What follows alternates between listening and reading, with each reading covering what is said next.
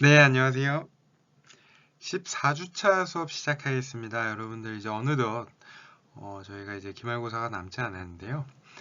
여러분들 실기를 배운 만큼 실기를 평가를 통해서 여러분들이 동영상 강의를 기초로 한 내용으로 여러분들이 현장에서 여러분들이 몸으로 익히고 그러한 지식들을 체득시켜서 여러분들이 결과물까지 내는 게 어떻게 보면 평가의 의미라고 생각이 듭니다. 조금 가혹할지도 모르지만 여러분들 평가를 통해서 여러분들이 좀 더 목표에 도달하기 위한 하나의 매개체 역할로 혹은 윤활유 역할로 저는 평가를 받아들였으면 좋겠고요. 여러분들 영법을 익히게 되면은 제가 얻는 것보다 여러분들이 평생 물이라는 어떻게 보면은 또 매년 여름마다 찾아오는 그런 영법에 대해서 친해지는 하나의 발판이 되었으면 하는 바람이 있습니다. 조금 힘든 강의였고 어떻게 보면 과제도 상당히 많고 현장에서 제가 계속 쉬는 시간 없이 여러분들 운동을 시켰던 이유 중에 하나는 한정된 시간 안에서 여러분들이 최대한의 효율성을 높이기 위해서는 계속 생각하고 그 다음에 실기해보고 하는 게 여러분들을 위한 저의 최선의 선택이지 않았나 그렇게 들고요. 조금 힘들고 체력적으로 조금 어려웠다면 조금 양해의 말씀 좀 하고 싶습니다. 그래도 여러분들이 시간이 지나고 난 이후에는 영법이랑 좀 친해져서 나중에는 몸으로 좀 많이 익혀서 도움이 됐었던 그런 기억만 남기를 바랍니다. 네, 14주차 수업 시작하겠습니다. 네, 14주차 평형의 움직임 분석부터 시작을 하겠습니다. 그 다음 4가지 영법의 구분, 그리고 추진력을 담당하는 움직임. 여러분들, 어떻게 보면은, 대칭형, 비대칭형 이야기하면서 여러분들, 많이 이야기했었고요. 그 다음, 팔과 다리의 연동, 그리고 저항을 만들어내는 호흡 동작. 이런 것들도 여러분들이, 좀 시간이 지난 이후에도 여러분들 머릿속에 있으면서 스스로 피드백을 할 수 있을 정도까지 저는 좀 지식을 얻기를 바랍니다. 그리고 조금 강조해도 그리고 자명과 연관이 많이 되는 평형 입수 동작은 여러분들이 이걸 알고 있다면 그리고 이 순서 원리를 안다면 나중에 자명에도 상당히 연결이 많이 되기 때문에 꼭 기억했으면 좋겠고요. 그 다음 평형 턴 그리고 호흡에 대해서도 다 같이 한번 짚어보겠습니다.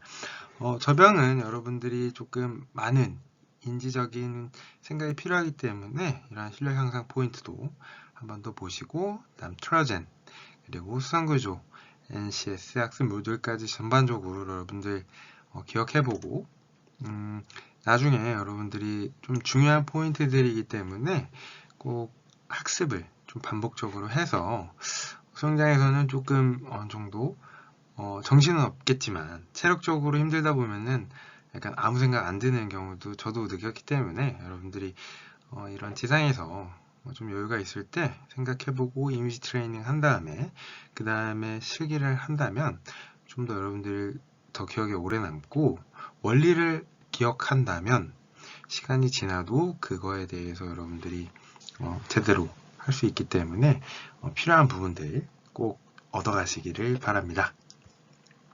네, 첫 번째 평형 움직임의 분석입니다. 여러분들이 이제 평형을 처음 물속에 쭉 들어간 다음에 어떠한 동작을 해서 여러분들이 평형 동작을 하는지에 대해서 전반적인 과정을 한번 같이 이렇게 가볍게 리뷰하는 형식으로 준비해 보았는데요.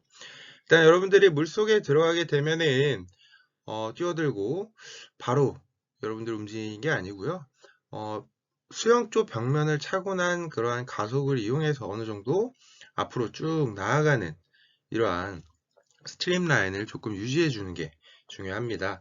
그래서 1번 사진 보면은 스트림 라인 자세 유지해서 천천히 나아가고 그 다음에 어느 정도 정체가 될 쯤 힘이 떨어져서 속도가 줄어들 때쯤 이제 그 다음 동작을 하는 겁니다. 그래서 어떻게 보면은 캐치 동작 처음 시작을 하겠죠. 팔로 캐치. 그때 손바닥으로 물을 잡는 듯한 기분으로 여러분들이 캐치를 해주고요. 그 다음 여러분들 풀 동작 기억나시나요? 앞팔을 세우고 살짝 안쪽으로 구부려 팔을 젓는다 라고 했습니다. 팔꿈치를 구부리고 앞팔을 세워 몸 앞에 있는 물을 뒤쪽으로 뒤쪽으로 보낸다 라고 했습니다. 옆으로 저으면 안 되고요. 뒤쪽으로 보낸다 라고 제가 강조 많이 했었죠. 네, 그 다음 5번입니다. 호흡 동작, 얼굴을 들고 숨을 들이쉬고요. 이때 아무래도 정체가 될 수밖에 없습니다. 저항을 많이 받는 정체 구간, 그리고 8, 피니쉬, 그리고 6번에서 다리를 끌어당기고 팔은 리커버리, 그리고 팔을 편과 동시에 얼굴을 물속으로 되돌리고 다리를 끌어당기는 이때도 어떻게 보면 정체가 많이 되겠죠. 네, 그 다음 모았던 다리를 수축했던 다리를 쭉 펴주면서 이완하면서 그리고 스트림라인 유지하면서 킥하고 앞으로 전진 그 다음 캐치 동작을 하는 이러한 일련의 과정입니다. 여러분들이 이러한 과정을 머릿속으로 그릴 줄 알아야 되고요. 그 다음에 이러한 과정들을 통해서 평형이 전반적으로 가볍게 이루어진다라는 거 여러분들에게 움직임 분석이라고 표현을 하면서 같이 한번 알아보았습니다. 네, 다음은 평형 콤비네이션입니다. 여러분들이 아까는 전체적인 동작에 대해서 움직임에 대해서 분석을 했다면 평형 콤비네이션 상당히 중요하겠죠. 네, 콤비네이션이라고 하면은 팔을 앞쪽으로 펴과 동시에 강하게 차는 여러분들이 이런 포인트를 알고 있어야 되고요.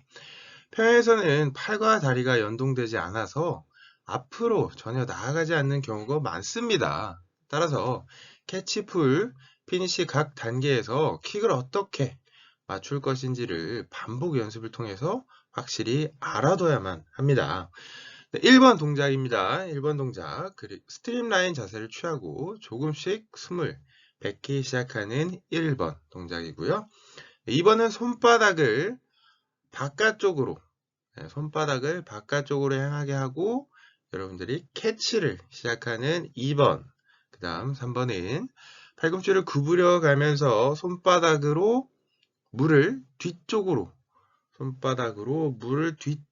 보내는 풀 동작을 합니다. 그 다음 4번 팔은 가슴 아래로 끌어모으기 시작하고 얼굴을 들기 시작함과 동시에 숨을 뱉어주는 4번 동작입니다.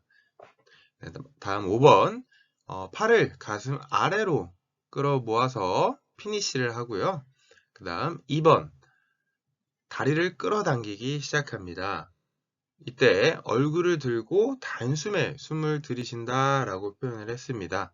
5번 다시 한번 강조하면 팔을 가슴 아래로 끌어모아 피니쉬 하고요. 그 다음 다리를 끌어당기고 그리고 얼굴을 들고 단숨에 숨을 들이쉬는 5번 동작입니다. 네, 마지막 6번입니다. 팔을 앞쪽으로 펴고 리커버리 하고요. 그 다음 2번 발 뒤꿈치를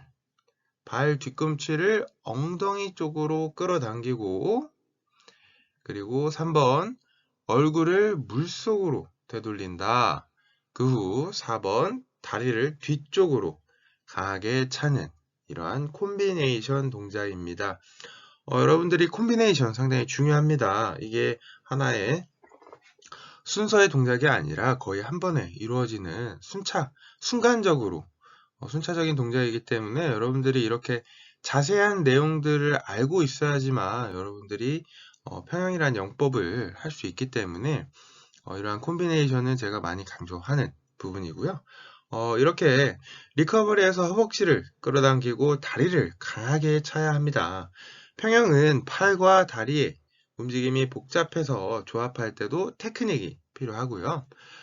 특히 중요한 포인트는 캐치 풀 피니쉬 타이밍과 팔과 다리가 어떠한 동작을 하는지 파악해 주는 것이 좋습니다. 팔의 리커버리 타이밍에 다리를 끌어당기고요. 물속에서 연동이 잘 되지 않는 경우에는 지상에서 벤치 같은 데 위에서 배를 깔고 여러분들이 한번 해보고 연습을 해야 됩니다. 호흡은 피니쉬와 동시에 한다고 생각하면 비교적 타이밍을 맞추기 쉬워지고요. 필요 이상으로 얼굴을 많이 들면 물의 저항이 높아지겠죠. 그래서 제가 항상 물의 저항과의 연계에 대해서도 늘 이야기했었습니다. 네, 다음은 네 가지 영법에 대한 구분입니다. 여러분들 영법 모두 다 기억나시죠? 네, 그래서 여러분들을 위해서 이러한 자유형 동작을 위해서 보게 되면은 지금 수영하는 사람의 오른팔은 쭉 뻗어져 있고 그 다음 왼팔 뻗고 오른팔 저어주는 이러한 어떻게 보면은 왼팔과 오른팔이 다르죠. 네, 그래서 좌우 비대칭형 영법이다 라고 표현을 많이 했습니다. 좌우 비대칭형의 공통점이 있습니다.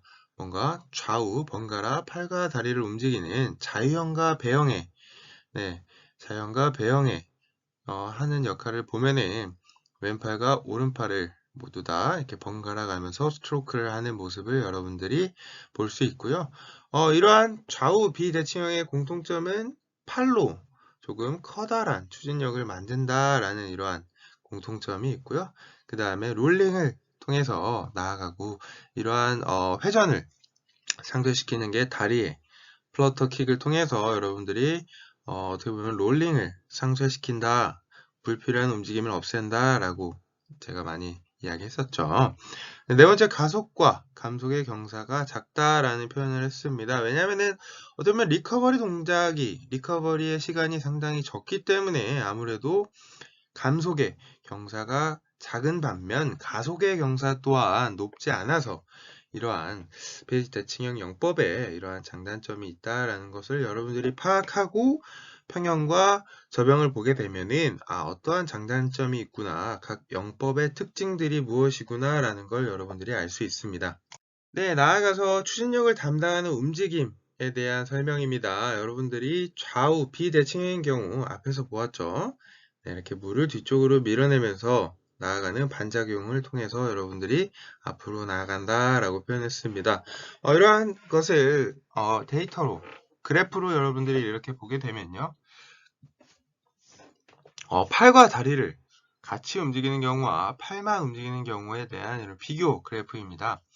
여러분들이 이렇게 보면은 1번은 팔과 다리를 움직인 경우, 그리고 2번은 팔만 움직인 경우, 그리고 3번은 다리, 킥만 한 경우에 이렇게 세 가지, 이건 어떻게 보면 측정을 한 겁니다. 직접, 수영 선수의 시간에 따른 속도, 그래프를 통해서 과학적인 이런 데이터를 통해서 여러분들이, 궁금하시면 직접 물에서 팔 동작만 해보기도 하고, 팔과 다리를 연계해보기도 하고, 킥만 차보기도 하고, 이렇게 했을 때 속도감이 과연 이 그래프로도 나오는지 한 번쯤 심심할 때 해보시면은 각 역할에 대해서 그리고 중요도에 대해서 한번 더 체감할 수 있는 그러한 시간이 될 것 같습니다. 그렇다면 여러분들 좌우 대칭형인 경우, 평형의 경우는 어떻게 되는지 궁금하지 않으세요? 네, 지금까지 자유형과 배형에 대해서 이렇게 알아봤는데 대표적인 평형을 같이 한번 이렇게 알아보겠습니다. 오른쪽 그래프를 보시면은 팔과 다리를 움직인 경우, 그리고 다리만 움직인 2번, 그리고 3번은 팔만 움직인 경우입니다. 왜 좌우 비대칭형은 다리만 움직였고, 왜 좌우 대칭형은 팔만 움직였을까? 이런 의문을 갖기도 할 텐데요. 한번 같이 그래프를 보면서 알아보겠습니다. 팔과 다리를 움직인 경우는 여러분들이 어떻게 보면은 다리를 끌어당길 때 상당히 많은 감속이 된다라는 걸 여러분들이 알 수 있습니다. 그리고 2번을 비교해 보면은 2번 또한 다리를 끌어당기는 동안 상당히 많은 감속이 이루어진다는 거 여러분들이 알 수 있고요. 반면에 팔로만 하는 경우에는 아무래도 이 스트로크의 타이밍 자체가 상당히 빨리빨리 이루어져야 되기 때문에 감속은 조금은 적게 된다. 왜 허벅지에 부딪히는 물의 저항은 어떻게 보면은 제외하고 여러분들이 하기 때문에 이렇게 감속의 역할이 좀 작아진다라는 것도 여러분들이 파악할 수 있습니다. 다음 킥을 하게 되면은 가속이 상당히 많이 된다라는 걸 여러분들이 이러한 구분을 통해서 알 수 있고요. 그래서 어떻게 보면은 다리를 차는 격과 큰 차이가 많이 나지 않는다라는 이런 비교를 통해서 평형은 킥의 비중이 그래도 상당히 높은 편이구나라는 걸 여러분들이 유추해낼 수 있습니다. 네, 아무래도 전체적인 속도는 팔과 다리를 연계하는 경우가 훨씬 더 빠른 속도를 낸다라는 걸 여러분들이 스트로크 동작을 통해서 알 수 있겠죠. 반면 3번은 스트로크를 통해서 가속을 내기 때문에 팔 동작 부분에서는 가속이 이루어졌다라는 걸 여러분들이 이러한 곡선 그래프를 통해서 같이 한번 과학적인 근거를 알아보았습니다. 네, 다음은 영법별 추진력의 비율입니다. 앞에서 이야기했었던 팔과 다리에 대해서 많이 이야기했었는데요. 추진력의 비율이 조금씩 다 다릅니다. 앞에서 이야기했던 좌우 비대칭형 그리고 대칭형 이렇게 구분할 수 있는데요. 아무래도 좌우 대칭형인 평형과 저병에서는 다리가 만들어내는 추진력의 비율이 상당히 높다라는 걸 여러분들이 오른쪽 평형과 저병을 보면서 다리가 조금 높은 편이구나 라는 것을 여러분들이 알 수 있습니다. 저병에서 추진력을 만들어내는 비율은 팔 쪽은 약간 그래도 생각보다 많은 역할을 한다라는 걸 여러분들이 어느 정도 이러한 비율을 통해서 그래도 좌우 대칭형 운동이 팔 동작이 그래도 저병은 조금 높은 편이구나 라는 걸 상하체가 둘 다 중요하구나 라는 걸 여러분들이 이 비율을 통해서 알 수 있습니다. 자형의 팔 비율이 상당히 높죠. 8대2 그리고 배형은 8대2라는 거 여러분들이 좌우 비대칭형의 팔 동작이 얼마나 중요한 역할인지 이렇게 비율을 통해서도 다시 한번 여러분들에게 이렇게 리뷰하는 시간 가져보았습니다. 네, 다음은 팔과 다리 움직임의 연동입니다. 이러한 좌우 비대칭형과 대칭형 운동이 어떠한 연동이 있을까 한번 생각해 보셨나요? 네, 모두 다 영법에 대한 특징이 있습니다. 그래서 포인트를 좀 주기도 했었는데요. 좌우 비대칭형은 대각선상에 있는 팔과 다리 연동시키는 게 포인트라고 합니다. 한쪽 팔 입수할 때 대각선에 있는 다리로 다운킥 하는 이러한 연동이 어느 정도 같이 이렇게 템포 되면 리드미컬하게 탕탕 차주면 그게 하나의 큰 가속으로 이루어진다라고 표현을 했습니다. 여러분들 보시면 조금 익숙한 내용일 수 있습니다. 왼팔을 접고 오른팔 피니시할 때 대각선에 있는 오른 다리를 강하게 밑으로 차주면서 조금 더 임팩트 있게 여러분들이 앞으로 쭉쭉 나아갈 수 있는 이러한 리드미컬한 것을 여러분들이 한 번쯤 알고 있으면 좋고요. 좌우 대칭형입니다. 평행에서 추진력을 만들어내는 킥 하기 전에 다리 끌어당길 때 각도 120도지만 물의 저항이 상당히 높다라는 걸 강조하고 또 강조했죠. 스트로크로 가속하고 있는 동안에 실행하는 것이 포인트입니다. 반면 저병에서는 두 번째 킥을 실행할 때 물 위에 나와 있는 팔을 물속으로 되돌리는 리커버리 때 상당히 감속이 많이 되겠죠. 그 직후에 첫 번째 킥을 해서 여러분들이 추진력을 만들어낸다라고 이렇게 표현했습니다. 그 다음 물을 저을 때 생긴 위아래로의 움직임을 두 번째 킥으로 여러분들이 상쇄한다라고 이렇게 킥의 역할에 대해서도 모든 킥에 대한 이러한 어떻게 보면 감속을 최소화하기 위해서 필요한 이러한 동작들이기 때문에 여러분들이 이러한 원리에 대해서 알고 있다면 나중에 여러분들이 그 영법에 대한 이해가 조금 더 높아질 것이라고 생각이 듭니다.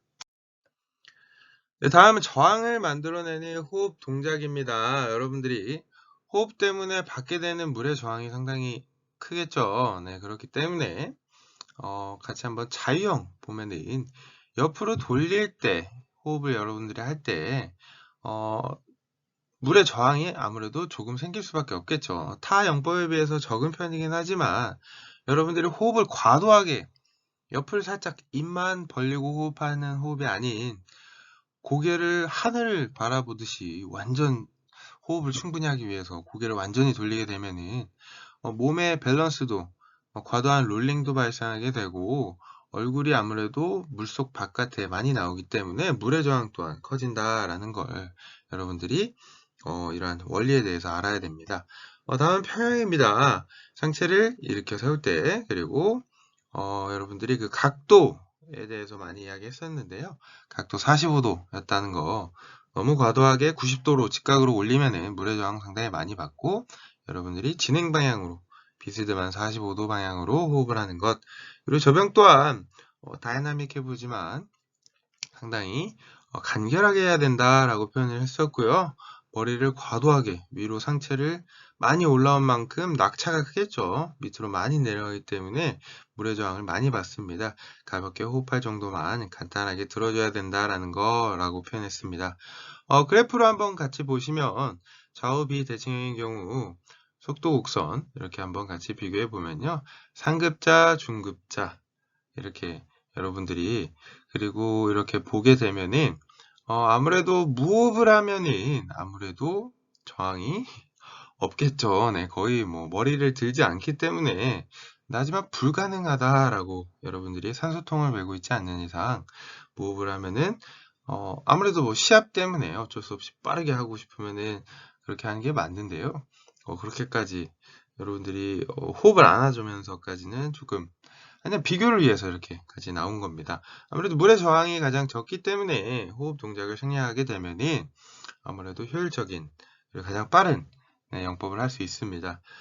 상급자와 중급자를 비교하게 되면은 상급자는 아무래도 호흡을 할 때 간결하게 그리고 비효율적인 동작을 안 하기 때문에 효율적으로 영법을 하기 때문에 이러한 속도 곡선에 대한 차이가 발생하는 것을 여러분들이 알 수 있습니다. 좌우 대칭형인 평형의 경우는 여러분들이 스트로크 이후 호흡한 타이밍이다라고 여러분들이 알고 있고요. 무호흡과 상급자의 차이는 작지만 무호흡과 중급자의 차이는 상당히 큰 것을 여러분들이 알 수 있습니다. 이렇게 여러분들이 호흡을 하는 것 그리고 호흡을 안 하는 것까지도 이렇게 그래프로 비교를 하게 되면은 이러한 격차가 상당히 발생을 한다라고 여러분들이 알 수 있습니다. 따라서 호흡은 불가피하게 필요한 부분이기 때문에 호흡을 한다는 가정하에서 여러분들이 이런 물의 저항과의 관계에 대해서도 같이 알면은 여러분들이 조금 더 이해가 잘 될 것이라고 생각됩니다. 다음은 평형 입수 동작입니다. 여러분들이 스타트 이후에 어떠한 동작을 해야 되는지 강조하고 또 강조했었죠.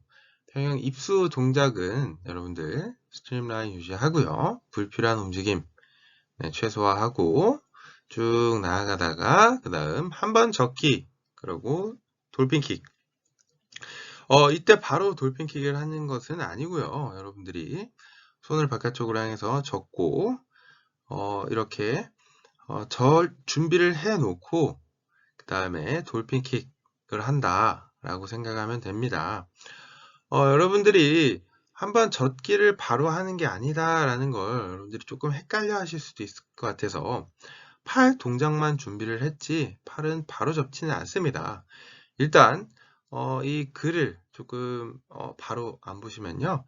돌핀킥을 한 이후에 그 다음에 밑에 왼쪽을 보면 접기 한다. 여러분들이 순서를 똑바로 기억해야 됩니다. 입수 후 스트림라인 그 다음 돌핀킥 돌핀킥을 하고 팔은 젖기를 준비만 한 겁니다. 그 다음 왼쪽 밑에 접고 그 다음 젖기를 끝낸 다음에 그 다음에 양팔을 앞으로 뻗어주고 그 다음에 킥을 한다 라고 같이 이렇게 영상을 보면서도 같이 이렇게 기억을 했었죠. 다시 한번 여러분들 이것은 거의 저는 꼭 기억해 주시길 부탁드립니다. 다이빙 혹은 수영초 벽면을 차고 스트림라인 유지했죠. 그 다음 쭉 나아가다가 감속이 될 때쯤 팔 동작 캐치 준비만 하고 돌핀킥 그 다음 캐치 준비를 했었으니까 한번 젖기 쭉 나와가지고 그 다음 어느 정도 감속됐을 때 양팔을 머리 위로 쭉 뻗어 준 다음에 평형킥 한다는 거 여러분들 이 평형 스타트에서 입수 후 동작 이 동작 어떻게 보면 아주 간단하고 심플하지만 여러분들 이런 동작을 꼭 기억했으면 좋겠습니다. 네, 다음은 여러분들이 어떻게 보면은 조금 연결이 되는 것입니다. 평형턴의 완성형이라고 표현을 하고요. 여러분들이 이 룰을 정확히 알고 있어야지만 팔을 펴고 터치한 이후에 양손으로 벽을 터치한다 라고 표현을 했습니다. 네, 이러한 기본적인 룰을 여러분들이 꼭 알고 있어야 하고요. 그 다음 팔꿈치를 펴면서 얼굴을 수면 바깥에 내밀고 그 다음에 무릎 구부리고 자기 탄 다음 회전시키면서 밑에를 본다 라고 표현을 했습니다. 터치턴이 여러분들이 기본적인 규정이고요.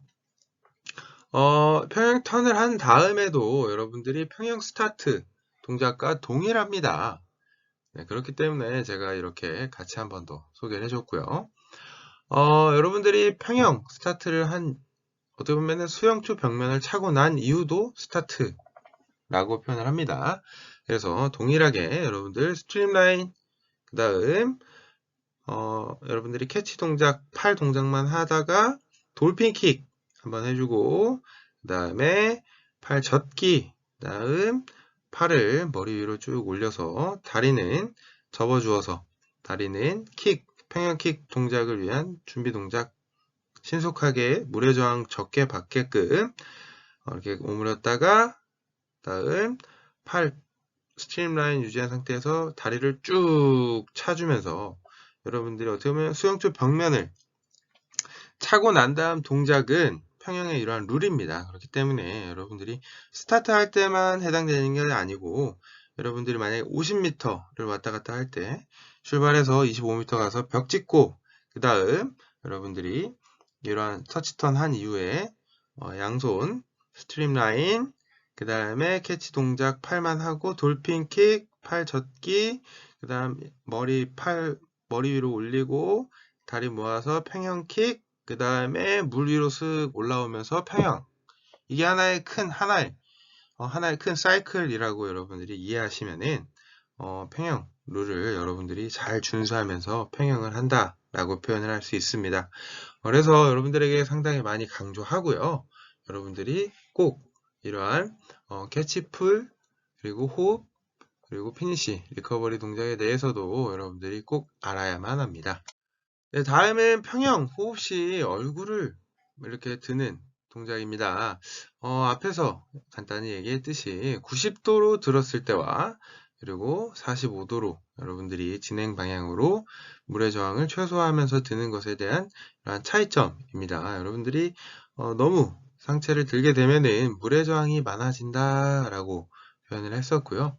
상당히 간단합니다. 여러분들이 그렇기 때문에 나는 좀 물의 저항을 최소화해서 45도 각도로 여러분들이 호흡을 한다라고 생각하면 되고요. 이러한 영법에 대한 이해와 각도까지도 여러분들이 기억을 한다면 아무래도 효율적인 영법을 할 수 있고요. 그 다음 나아가서 여러분들이 이런 영법에 대한 티칭을 할 때도 이러한 포인트를 잘 잡아줘야 듣는 사람으로 하여금 그것에 대한 기억을 오래 할 수 있습니다. 많은 말을 하는 것보다 이러한 간단한 포인트, 각도 옆에서 잘 이렇게 짚어주면은 듣는 사람 입장에서 실력이 나날이 성장하는 것을 여러분들이 알 수 있습니다. 네, 다음은 저병입니다. 저병은 처음 제가 소개해드렸던 저병의 포인트는 다이나믹한 겉모습과는 달리 간결한 움직임이 필요한 수영이다 라고 여러분들에게 소개해드렸던 기억이 납니다. 여러분들이 이러한 저병의 실력 향상 포인트는 꼭 기억해서 나중에 여러분들이 저병을 할 때 꼭 이 포인트들을 꼭 알고 있었으면 좋겠습니다. 저병은 평형과 마찬가지로 양쪽 팔, 양쪽 다리를 각각 동시에 움직이는 동작이라고 표현했습니다. 대칭형 운동이라고 표현했죠.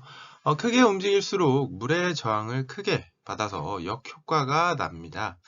진행 방향과 마주하는 면적을 작게 하려면 간결한 움직임으로 물의 저항을 최소화할 요령이 여러분들에게 필요하고요.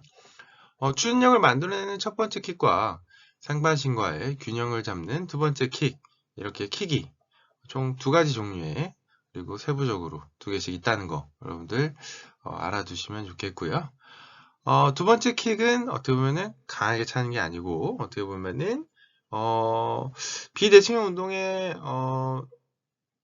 자유형과 배형의 어떻게 보면은 불필요한 움직임을 상쇄시키기 위해서 찬다는 이러한 용도로도 알고 있으면 여러분들 이해에 도움이 많이 될 것 같습니다. 실내 향상 포인트 8입니다. 팔을 저을 때 너무 과도하게 많이 벌리면 안 된다라는 이러한 포인트 있고요. 그 다음 너무 밑에를 젓는 것이 아니라 얕은 곳에서 물을 젓는다라고 표현을 했습니다.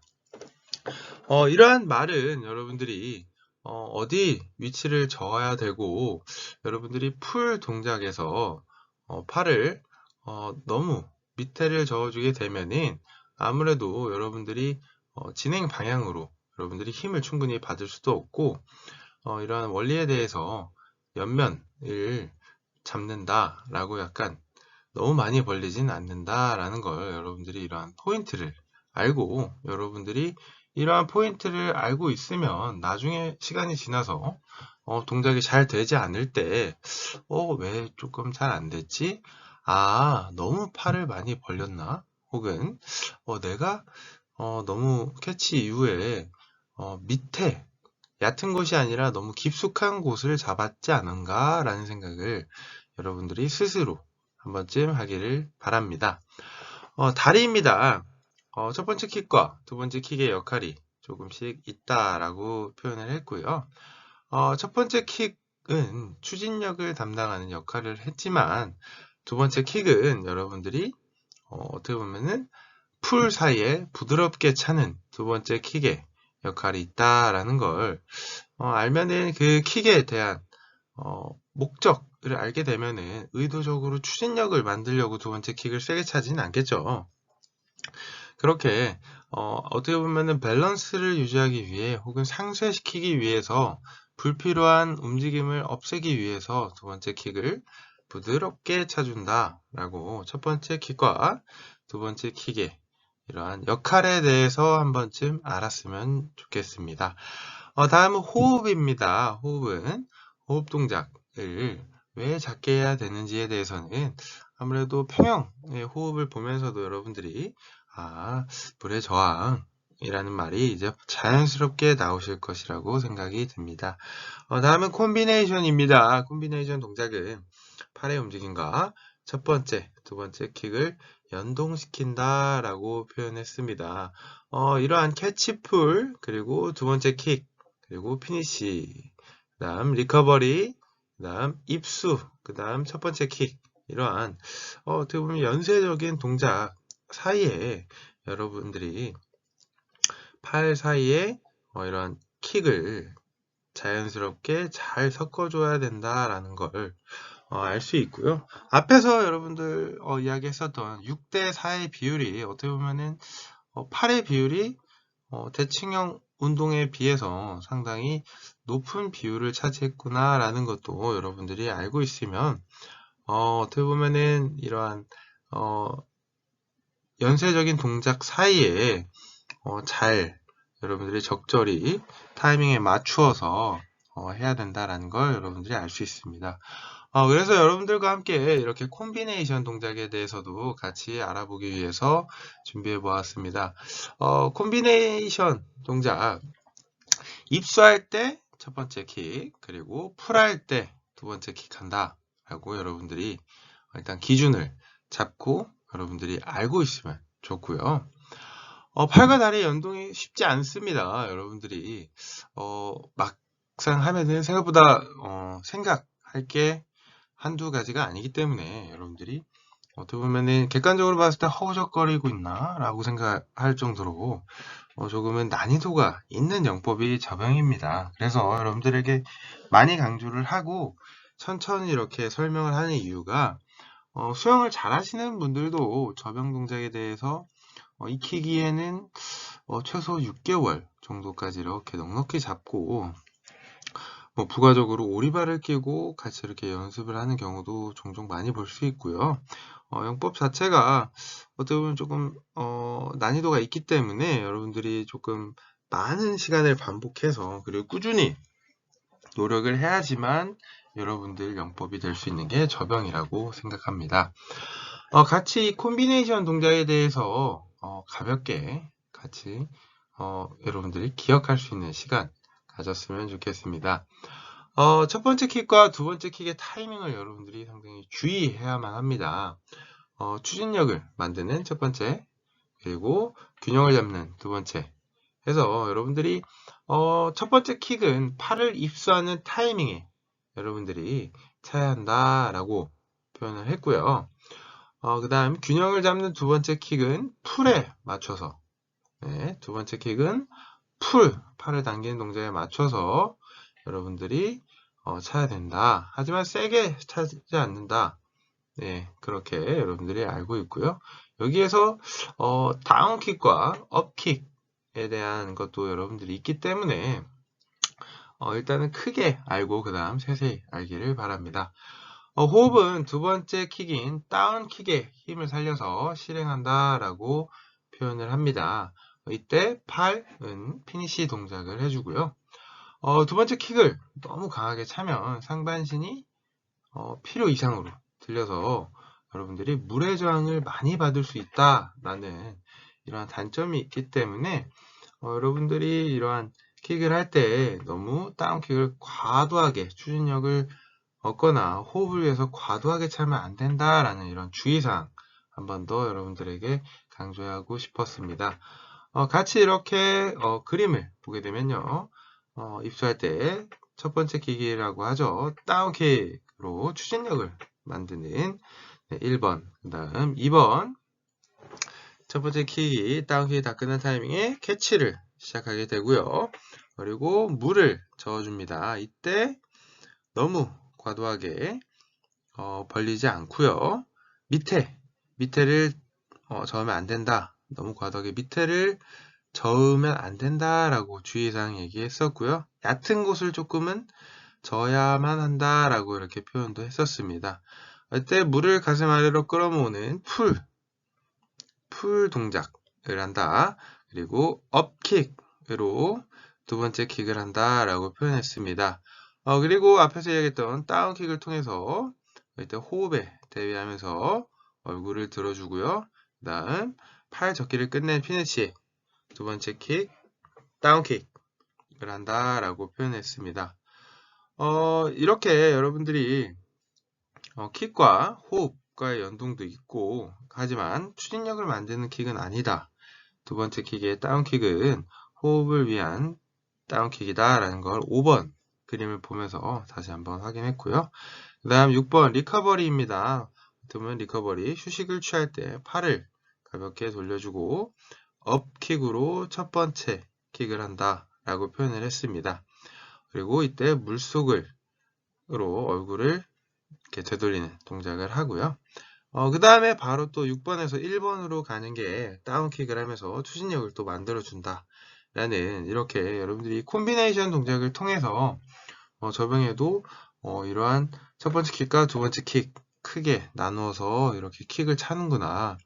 여러분들이 이것을 한 번에 다 하는 것보다 어느 정도 파트를 나누어서 이해하고 그 다음에 그게 몸에 익숙해져서 이 타이밍 때 이러한 킥, 이러한 원리, 이러한 역할을 갖고 있구나 라는 걸 여러분들이 알고 있다면 여러분들에게 저병이 어렵지만 그래도 저병에 대한 원리는 알고 있다 라고 정도까지 이해하셨으면 좋겠습니다.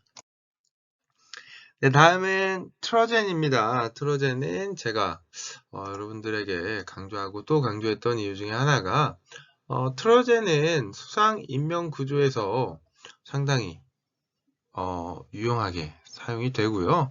현재 수상 인명 구조사라는 자격증을 따기 위해서 트러젠으로 25m를 가야 하는 게 합격 기준이기 때문에 여러분들이 트러젠이라는 영법을 굳이 왜 할까라는 생각을 가지시면 큰 오산입니다. 여러분들이 트러젠이라는 영법에 대해서 확실히 이해를 하고 그 영법을 할 수 있어야지만 연관된 자격증을 여러분들이 취득할 수 있기 때문에 강조하는 이유 중에 하나입니다. 여러분들이 당장 이러한 자격증을 따기 위해서는 일단 자유형 25m 그리고 25m 총 50m를 할 줄 알아야 되고요. 평형도 25m, 25m 그리고 배영까지 배영도 25m, 25m를 여러분들이 할 수 있어야만 자격증을 취득할 수 있습니다. 나아가서 이병도 여러분들이 물 속에서 5분 동안 떠 있어야 됩니다. 네, 그게 하나의 테스트고요. 여러분들이 기본적으로 체력과 영법을 베이스로 돼야지 다른 사람, 타인의 생명을 여러분들이 구할 수가 있습니다. 그래서 여러분들에게 꼭 필요한 영법에 대해서 소개를 해드렸고요. 방금 이야기했던 내용들은 여러분들이 나중에 자격증 취득할 때 필요한 필수 항목들이기 때문에 방금 또 여러분들에게 강조를 해드렸습니다. 트러젠 영법은 1960년 영국인이 남아메리카를 여행하다가 인디언들이 하는 모습을 봐서 이런 유래가 되었고요. 트러젠 영법은 이렇게 수상인명 구조의 접근법에 해당하는 것입니다. 딱 사진을 보게 되면은 머리를 들고 나가기 때문에 상당히 체력적인 소모가 많이 된다라는 표현을 합니다. 여러분들이 영법을 알고 연습을 하게 되면은 아무래도 헤드업을 하게 되면 몸에 계속 가라앉습니다. 물속으로 지속적으로 가라앉기 때문에 상당히 빠른 스트로크와 킥이 필요한 트러젠 영법입니다. 쉬워 보이지만 상당히 체력적으로나 근력적으로도 여러분들이 뒷받침되어야 되기 때문에 평형킥은 물론 자유형 스트로크까지도 여러분들이 잘 해야만 이 영법을 여러분들이 이렇게 할 수 있습니다. 트러젠은 이러한 장점과 단점이 있는데요. 그러한 대한 설명은 뒤에서 같이 한번 알아보겠습니다. 네, 트러젠에 대한 설명입니다. 트러젠은 양팔을 번갈아 물 위로 젓고 다리는 가위처럼 접었다 폈다 하면서 물의 저항을 적게 받아서 속도가 빠르며 얼굴을 물 밖으로 수영할 수 있으므로 구조할 때 효과적인 영법입니다. 이 트러젠 영법을 보게 되면은 한 팔 스트로크 할 때 킥을 한번 한다 라고 표현합니다. 그래서 이 사진을 보게 되면은 왼팔은 푸시, 풀 앤 푸시를 해주고 그 다음에 다리는 순간적으로 킥, 그 다음에 오른팔 다시 쭉 뻗어주고 그 다음에 왼팔을 뻗고 오른팔을 저어줄 때 또 순간적으로 다시 다리를 접었다가 킥. 그러니까 생각보다 타이밍이 빠르겠죠. 한 스트로크에 킥을 한번 한다 라고 여러분들이 이해를 하면은 생각보다 빠르게 해야 한다는 것을 알 수 있습니다. 이러한 영법은 각 장점과 이러한 방법에 대해서 여러분들이 꼭 알아야 됩니다. 트러젠 영법에 대한 장점과 여러분들이 이러한 방법에 대해서 알고 있다면 여러분들이 이 영법에 대해서 시도를 해보기도 하고요. 언제 써야 되는지 이유에 대해서 안다면 그냥 배우는 것보다 이거는 시험 볼 때 꼭 필요한 영법이고 이것은 수상인명구조에서 접근법에 해당하는 영법이다. 그래서 꼭 알아야겠다. 한번 해보고 싶다. 해야만 한다. 라는 이러한 이유에 대해서 여러분들이 안다면 그냥 넘어가는 것보다 훨씬 여러분들에게 더 친근하게 다가올 것 같습니다. 네, 앞에서 트러젠에 대한 간략한 소개를 했었는데요. 같이 천천히 보면서 1번 사진을 보게 되면 왼팔을 뻗었죠. 그 다음 오른팔 스트로크 하면서 쭉 다리 밀어주고 그 다음 쭉 푸시 했었던 오른팔을 리커버리 하면서 다시 앞으로 쭉 뻗어주고 이번에 또 다리를 그 사이에 리커버리 해서 다리를 모아줬다가 그 다음에 다시 또 이번에는 왼팔 스트로크를 통해서 풀앤푸시 하면서 또 다리를 쭉 차주는 이러한 동작입니다. 지금 사진에 어떻게 보면은 왼팔 오른팔을 번갈아 가면서 했었어야 됐는데 지금 사진은 중간이 조금은 생략이 된 사진입니다. 그래서 여러분들이 한 팔에 다리를 모았다가 쭉 밀어주는 4번과 5번 사진을 보게 되면은 리커버리 했다가 쭉 당기면서 그다음 5번 다리를 쭉 차주는 이러한 동작을 통해서 지속적으로 앞으로 나아간다 라고 표현을 할 수 있습니다. 상당히 이 부력과 그리고 여러분들 중심의 차이가 있기 때문에 물에 상당히 가라앉는 것을 여러분들이 느낄 수 있습니다. 얼굴을 이렇게 들고 하게 되면은 상당히 물속으로 많이 가라앉기 때문에 여러분들이 빠른 스트로크와 그 다음에 킥, 평형 킥이 필요하다라는 거 다시 한번 여러분들에게 이야기해 주고 싶고요. 연습을 하게 되면은 상당히 체력적인 소모가 많이 크다라는 것도 알 수 있습니다. 하지만 이러한 트러젠이 인면 구조를 할 때 지속적으로 요구 조절을 볼 수 있고 그 다음에 접근할 때 속도가 빠르다 라고 표현을 하기 때문에 여러분들이 이러한 영법에 대해서도 꼭 할 줄 알고 원리에 대해서도 알아야만 합니다. 네, 다음은 수상구조 NCS 학습 모듈입니다. 최근 2018년에 교육부에서 나온 이러한 모듈이고요. 그렇기 때문에 여러분들이 이제 수영에 대한 초급 그리고 고급 수영을 이제 하는 상황에서 이러한 모듈4를 알고 요구 조자의 상태에 따라서 여러분들이 어떠한 것을 해야 될지 네, 그렇게 바로 판단이 서면은 여러분들이 어떻게 보면은 한 명의 소중한 생명을 지킬 수 있다라고 생각이 듭니다. 저는 오늘 의식이 없는 요구 조작을 어떻게 여러분들이 구하면 좋을지 의식이 없는 요구 조작가 딱 보이는 것 같습니다. 의식이 없는 요구 조작을 같이 한번 보면요. 다리 벌려 입수법이라고 표현을 합니다. 다리 벌려 여러분들이 입수를 하고 그 다음 혹은 조심 입수 방법을 통해서 의식이 없는 요구 조작에 접근을 여러분들이 입수를 해서 이렇게 하는 거고요. 그 다음 접근 방법입니다. 앞에서 이야기했던 접근 방법에 트러젠이 있었죠. 네. 그래서 의식이 없는 요구자 그리고 의식이 있는 요구조자까지도 트러젠을 통해서 접근을 하는구나 라고 표현했습니다.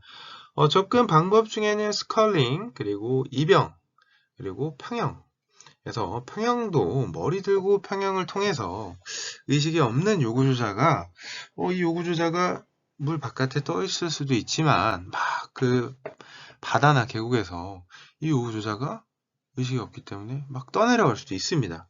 그때 여러분들 막 머리 바닥에 이렇게 하면서 자유형으로 다가갔는데 고개를 숙였다가 고개를 들었는데 없어요. 그럴 수 있겠죠. 네, 그렇기 때문에 머리를 들고 하는 영법들을 하는 이유가 그겁니다. 여러분들이 저 10m 앞에 있는데 막 머리 이렇게 숙여서 자유형하고 혹은 평형으로 잠깐 고개 숙여서 이렇게 영법을 해서 딱 고개를 들었는데 요구조자가 없어요. 물속에 가라앉을 수도 있고 혹은 떠내려갔을 수도 있습니다. 그렇기 때문에 여러분들에게 고개를 들고 영법을 하라는 이유는 그겁니다. 계속 지속적으로 요구조자의 상태를 계속 떠내려가면 그 떠내려가는 것에 맞춰서 여러분들이 트러젠을 하고 여러분들이 머리 들고 평형을 해야 되기 때문에 그렇기 때문에 영법이 필요한 겁니다. 의식이 없는 요구조자에 대한 구조 방법이 있습니다. 손목 끌기와 그리고 후방 구조. 이 후방 구조도 상당히 중요합니다. 여러분들이 앞에서 구조하게 되면은 여러분들은 그냥 튜브에 지나지 않습니다. 의식이 있는 요구조자는 아마 여러분들을 튜브로 생각하고 눌러버립니다. 그렇기 때문에 가급적 구조자의 생명을 위해서도 후방 구조를 많이 하고요. 다음 의식이 없는 요구조자는 손목 끌기를 통해서 구조를 했다라고 표현하고요.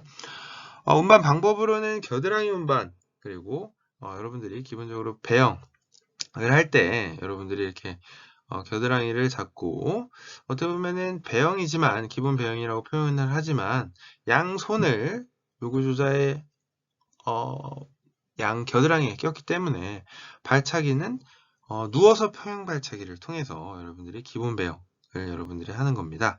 그 다음 사이드 스트로크라고 표현했었죠. 횡형을 통해서도 물건을 운반하듯이 왼팔로는 요구조자의 목을 살짝 이렇게 안아주고 오른팔 뻗었다가 오른팔 가슴 쪽으로 모아주고 그 다음 왼다리 자전거 타듯이 앞으로 뻗어주고 오른다리 뒤로 뺐다가 그 다음 킥을 가운데로 모아주면서 이렇게 나아가는 사이드 스트로크 횡형까지도 같이 알아보았습니다. 여러분들 이러한 구조 표에 대해서 알고 그 이유에 대해서 안다면 그냥 막연히 넘어가는 구조가 아니라 여러분들이 생명까지 여러분들의 생명까지도 지키고 타인의 생명 또한 지킬 수 있는 그러한 이러한 구조 방법이라고 생각이 듭니다. 네, 오늘 다양한 내용들 많이 했었는데요. 여러분들한테 평형 그리고 영법에 대한 뭐 비율 그리고 어떻게 보면 접영 그리고 다양한 내용들을 어떻게 보면 리뷰하듯이 다양한 내용들을 많이 다뤘는데요. 어떻게 보면은 시간이 지나면은 어떻게 보면 망각을 하게 됩니다. 그렇기 때문에 여러분들한테 좀 포인트별로 기억을 하고 이후에 여러분들이 영법을 할 때 포인트들 좀 생각하고 수영장에서 한다면 제가 이렇게 동영상 강의를 하고 반복을 했었던 거에 대해서 조금 저도 보람을 느끼고 더 여러분들한테는 더 도움이 되는 강의였기를 바랍니다. 네, 지금까지 이렇게 시청해 주셔서 감사하고요. 네, 이상으로 강의 마치겠습니다.